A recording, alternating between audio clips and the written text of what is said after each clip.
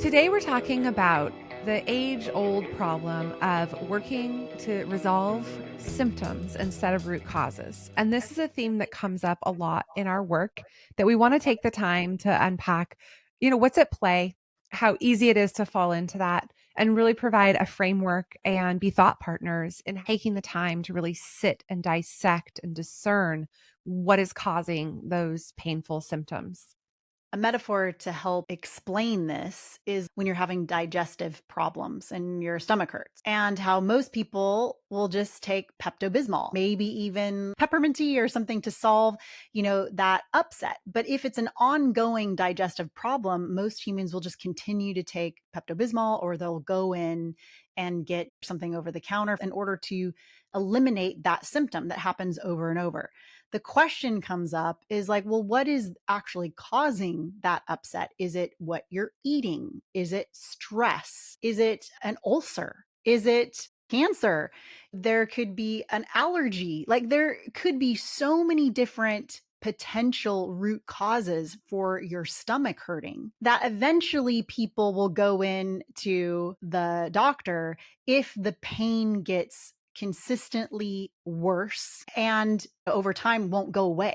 So, this is what happens in businesses all the time, and humans in general, because we don't want to solve big, difficult problems. We hope that it goes away. If we take Pepto Bismol every time, well, then we don't have to go in and spend the money and take the time and be uncomfortable at the doctor's office and be in a cold environment with different machines or whatever and address some unknown. And yet, if we were to do that sooner, we could come to better strategies and better solutions in order to address the actual root cause. The longer we ignore and investigating a root cause, the symptoms will likely remain and additionally could increase to where they're causing other problems. Another example would be with plants. When I see a plant's leaves discolor, whether it's yellow or brown, I just want to go clip the leaf. Because I don't want to see the yellow and the brown.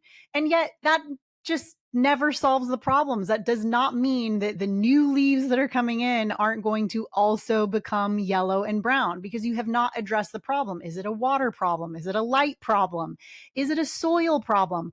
What is making my leaves on this plant turn whatever color they're not supposed to be? Clearly, it's evidence of sick, that something is not working. So we do this in business all the time, where we just start clipping the leaves. And this is what we're talking about. This is a human problem that humans continually try to solve for symptom after symptom, and it ends up being supremely less intelligent.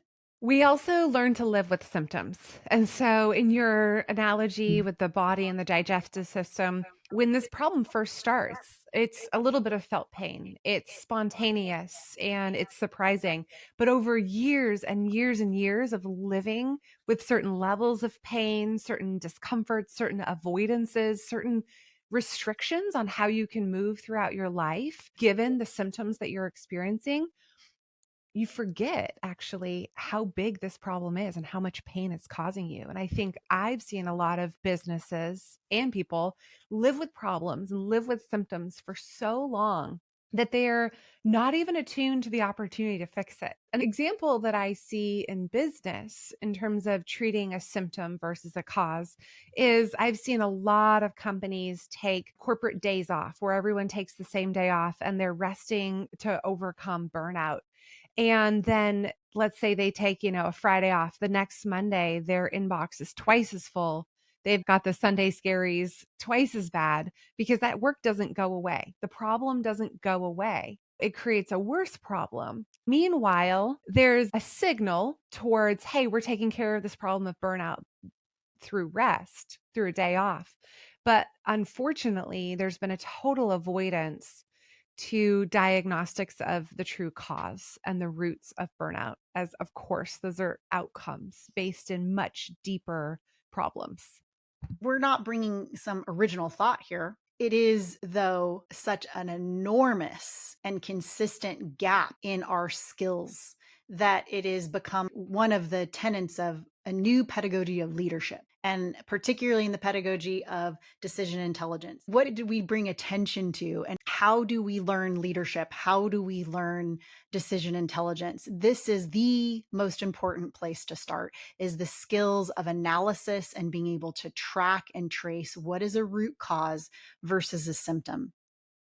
And with more attention and exploration and asking the question that you just posed, really challenging yourself to identify whether you're treating a symptom or have good diagnostics around the cause. A root cause of so much of personal and organizational dysfunction, meaning personal dysfunction in our relationships, organizational dysfunction in our businesses and in our working systems, that humans continually address symptom and not do the work, and the diagnostics, the analytics, all of the things that are required to actually investigate and discover the root causes.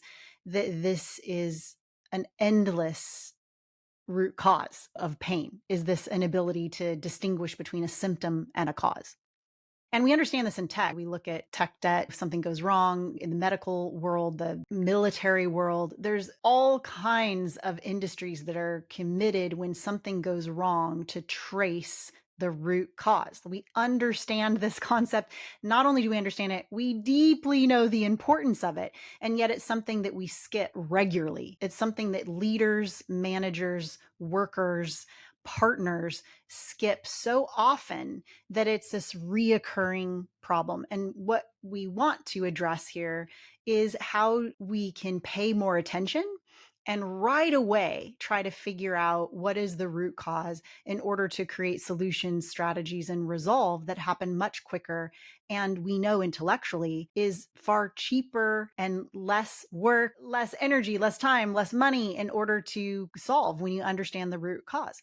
And an example of this might be in business too. I've worked with a couple of executives that there's an argument over a particular process, or there's an argument over how something was handled with a client. This has happened a lot. And what I realized through listening to them is that there's an assumption that they are aligned. There's an assumption that they share the same expectation of how that situation should have went down. But in fact, they do not. They do not have that alignment, and the agreement isn't there. But instead, they're arguing over this particular circumstance. I mean, this is also classic therapy. Everyone's arguing over the toilet seat. The toilet seat is not the problem, right? What's underlying it is respect and a sharing of responsibility and an alignment of agreements, right? So it's the same thing in business as it is in our relationships, where there's assumption that we are agreeing with one another when we are not. And we endlessly will argue over a particular so that we can feel understood, or that we can have the other people involved see their lack of fairness, or whatever it is, right? There's all of these variables that it could be. But once we start asking the question of like, are we really arguing over this instance, or is there something underneath it? And these are the questions that we want to surface, is that when you hit a point of friction, when you hit a particular pain point, when you notice something isn't working, particularly if you're in a position of power, of leadership, or oversight, instead of assuming you understand what the problem is, the idea is to ask questions that lead you to better, more accurate diagnostics, and really being able to locate where is the source of this particular problem, friction, and lack of productivity or gap. And that's what we're trying to bring to the table. Both exploration and attention underpin each of the concepts in this series, this being the first, which is root causes versus symptoms. And the theme in this particular conversation is it's never what you think it is, or often it is not what you think it is. I think it's really important for us to verbalize, where does the root live for so many people? And how do our symptoms or our drive towards solving problems get in the way of that? So, consistent factor is anxiety. Looking for how primary is your anxiety in this situation in terms of wanting to solve for it and put yourself in a position that makes you feel better.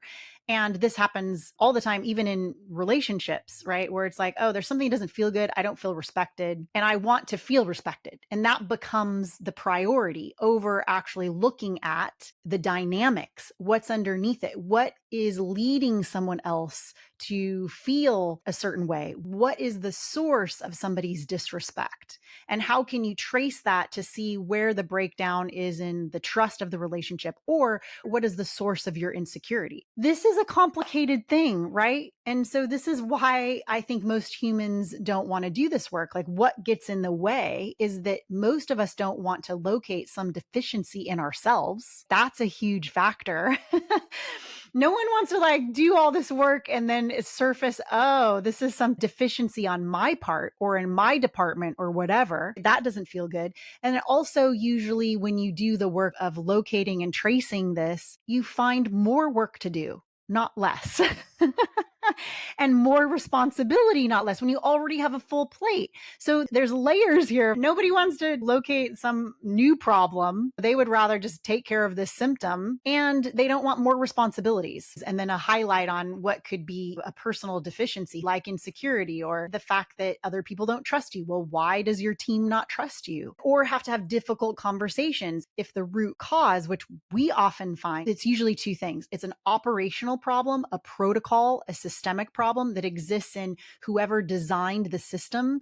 There's problems with that. It needs to be upgraded. It needs to be more efficient. Or it's some relational problem that is political and social trust that is difficult to repair. Both of these are difficult to repair. So it's much easier to just keep going symptom after symptom until something really breaks. Yeah, another example of this is the positive, good intent of wanting to be available for your customers, right? And I think a lot of entrepreneurs can identify with this customer centric thinking, doors open. Maybe their customer is actually their team, their employees, someone internal, where they want to be available. And while that's great, there are many costs to that, including setting the wrong expectations, the cost of being deliberate in your work and not being disrupted. A really simple thing to do is to turn that off.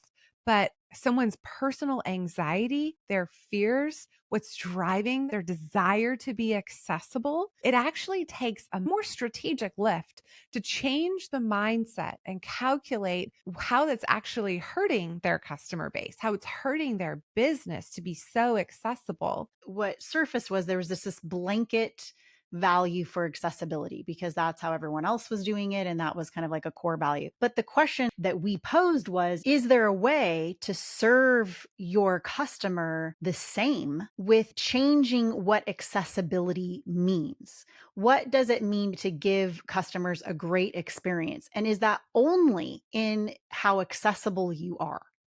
And does it mean all the time, all day long, every hour? Right, right. So we had to ask this question of why was there this deep value of accessibility without a more critical examination of how you could provide a great customer experience. The accessibility was rooted to customer experience. So it's like, oh, my need to be accessible is because I want to give the best experience possible to my customers. Okay, well, then the next question is, well, how can we give the best experience of the customers? Is it only based on accessibility? So that ends up being a more complicated examination. And yet it led to an amazingly different result in terms of how this executive was able to reorganize and reprioritize what good customer experience looked like.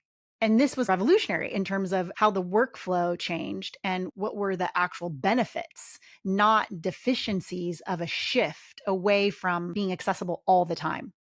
And also not accepting that accessibility to your customers at all costs, at all times is the standard. Being able to re examine that it was a symptom, there was pain being felt by valuing that level of accessibility. Being able to reevaluate that allowed treatment to the root cause of what desires were at play, what values were at play, and re-examining at that core. It's a really powerful strategy that has long-term ramifications. And so the main point here is to ask ourselves, am I solving a symptom or a root? And I've found that a framework that has really helped in our diagnostics and partnering with people is thinking about what they really want to be doing. I think that people maybe see options that feel within their grasp. And so they kind of fight for what seems practical, realistic, somewhat familiar. But when we really sit and talk with people and are able to get to the root, we find that what they're after, what they're chasing is sometimes actually very aspirational, it feels like to them. It feels very, very far away. And so, meanwhile, they're kind of spinning wheels, and we all do this. We try to improve in small degrees what's around us. Our invitation is to actually pause and say, instead of just kind of like playing whack a mole with whatever seems relevant and timely, to really think about, what do you want? What do you need? What's worth fighting for? And go after those things and create a whole new strategy to get there versus just dealing with the circumstances that you've been handed.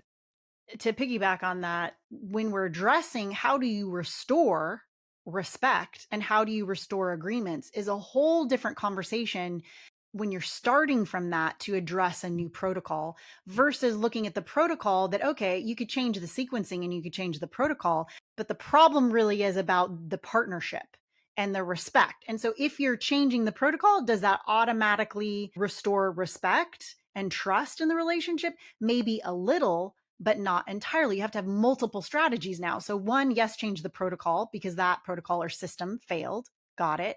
But then also, you have this other thing to address is that there's now a disagreement and a conflict. There was a breach. How do you address the partnership? And, those are two different conversations, two different strategies. And so that's what we're looking for is how to trace these things more accurately so that they don't continue similar things happening in another system because you haven't addressed the other factor that's involved. Yeah, more leaves growing with yellow or brown, right? And the clipping continues. I want to talk a little bit about what gets in the way because it's so easy to sit and say, stop yourself in the moment and think about, are you treating a symptom or are you treating a root cause? But the reality is that it's more challenging to access that level of presence and awareness, especially in our day and age. And so I would argue that the first thing that gets in the way is the lack of time and attention that we spend committed to thinking through a problem and asking ourselves the question.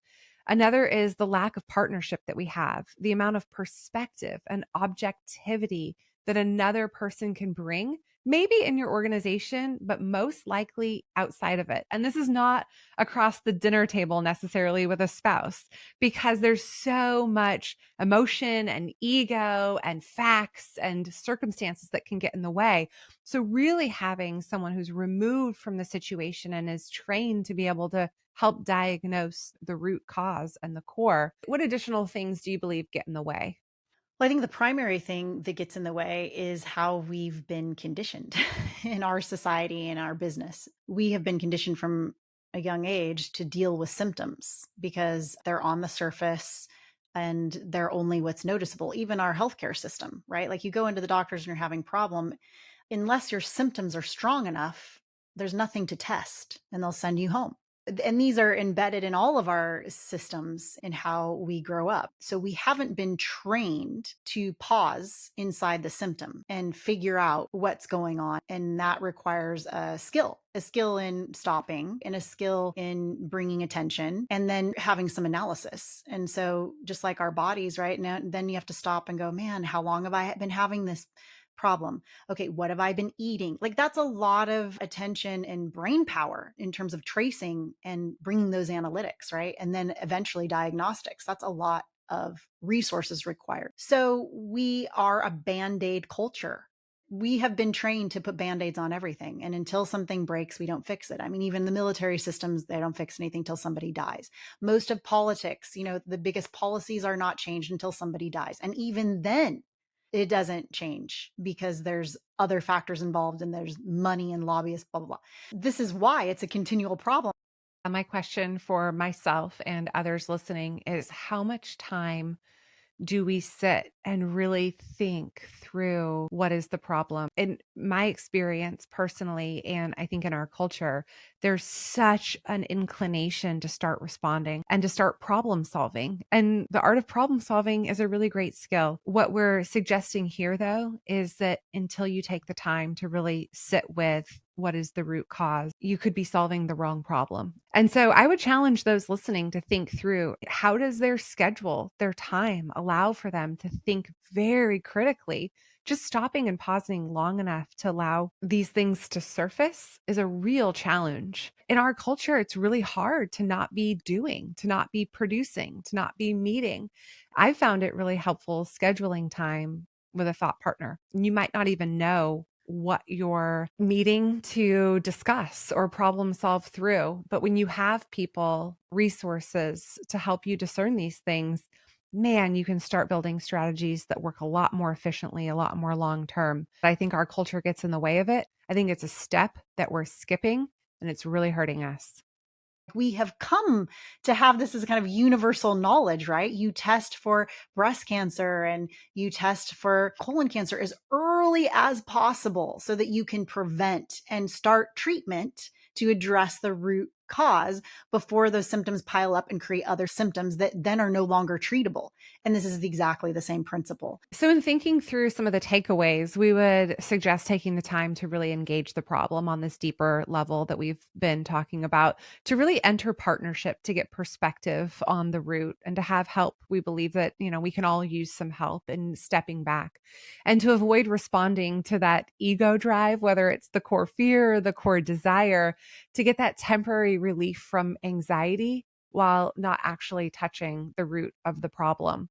And so, in our next episode, we'll be talking more specifically about how to analyze those resources that we have, the type of existential math that we can do to think about what resides within us, what kinds of resources are outside of us. And that's really where the next step kicks off. Once you've discovered what the root problem is, starting to analyze it and do math that's rooted in thinking about the root cause as a holistic problem. We invite you to follow our journey by hitting like and subscribe.